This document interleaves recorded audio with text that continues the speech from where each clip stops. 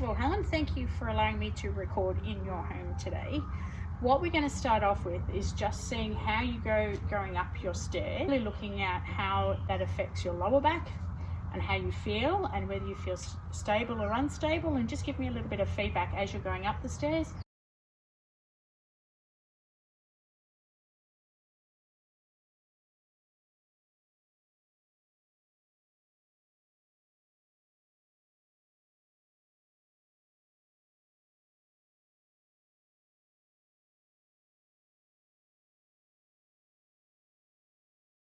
Any pain at all, or just a little bit of discomfort going up? Okay, Helen, so one of the other things that you do pretty much every day, and probably several times a day, is collect wood from this area and then take it inside.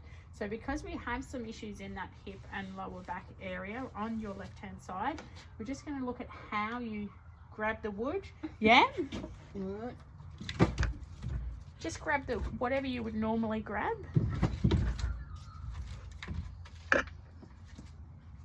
Good. So if you just want to now demonstrate for me how you would normally put the wood into the fire.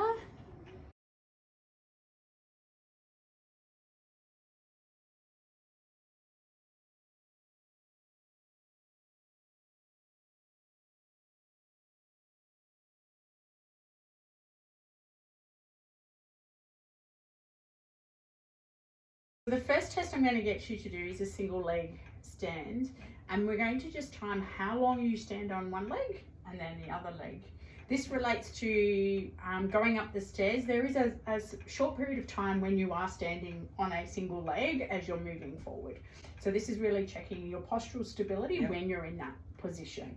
So because you have experienced pain and that little tight grabbing, when you have done this movement, we can stop the test at that point. So if you experience that pain, then we will just stop, and that will be what they call a termination or an end point for that test. Otherwise, don't hold that single leg stance as long as you possibly can. And if the foot touches down, or if you start to tuck a leg, or if you need to reach, I will have a chair here for you if you need to reach. But they are also points at which the test will end. Ready? Pick which leg you're going to start with. Start on one. And off we go. Okay.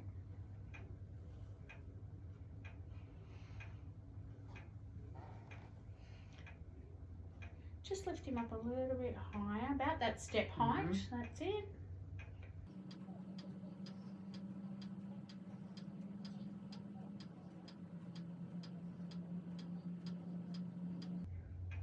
Good, and rest. So that was a full 30 seconds. I can feel pressure on my back. It's not sore, it's just aware of it. Okay. So remember that if it gets too much, you can put your foot down. Or if it starts to grab and really feel unstable. And rest. So that was 30 seconds.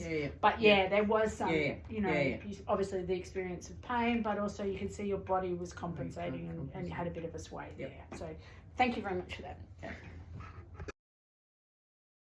We're going to do is called the timed up and go. The reason for this test is that earlier you described a little bit of discomfort when getting up out of the chair, and then once you're moving you feel okay. So this test we're going to just measure how long that time takes. We've got a course marked out here of 2.4 meters. You go as fast as you can within safety limits. Go up, turning around, and come back and sitting down again. Okay. With this test, it's a test of your dynamic posture and stability and agility. So there are also some what they call normative data for this thing. So there's an average for your age as to what time that should take. If you're outside of some of those limits, it is an indicator of a higher risk of your ability to perform activities of daily living. So it's a really important one for us to get a good baseline measure of, so then we can see through some of our exercises whether we're actually improving. So if you'd like to take a seat, and to go in 3, 2, 1, go. Continue around as fast as you can and come back down. Perfect. Didn't experience any pain at that particular time during that test. So now we've got a really nice benchmark to try and understand the interventions that we're going to assist you with. And back. It is called the step tap test. This is a next progression almost from the single leg stance, where that was your just standing posture. This is now more of a moving forward. We're going to use your steps here at home. So we have the correct 7.5 rise on the step, and we've got a nice marker here for the 5 centimeters out. So for this test, once again, that pain scale comes into it, so the test will stop. If you do experience that lower back pain, if it gets to a 3 or higher, so we will stop the test, and whatever number you have scored at that time will be the points. So otherwise, we're going to just stand and just using a single leg. We stand close to that line, and it's just tapping the foot, the whole foot onto the step as many times as possible in 15 seconds. Okay, so just have a bit of a practice, see how you go with that. So nice close, that's it. Good. All right, have a little breather. So we are going to do, I'm going to time you, so it's as many of those taps onto the top of the step that you can do in 15 seconds. So we want to go as quick as you can, but obviously if you do feel unstable, you have the handrail there to your side. You can grab hold of that. Or once again, that pain scale if you feel the pain or discomfort in the lower back.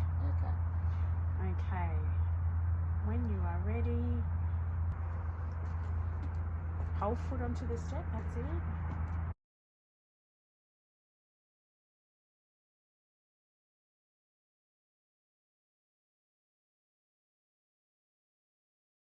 And rest.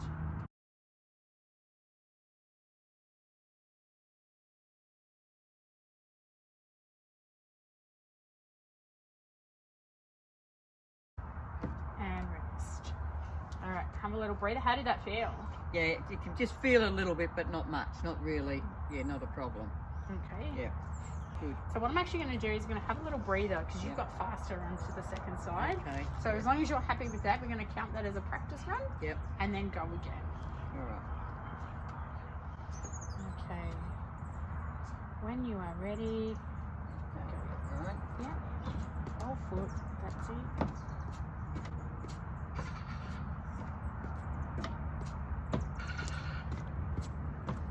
Good work. Keep going. And rest. So that was 6. Starting to get tight across there. Beautiful. Yeah. Okay. All right. And when you are ready, we will go again on the other side. Okay. And go. Beautiful. Whole foot. That's it.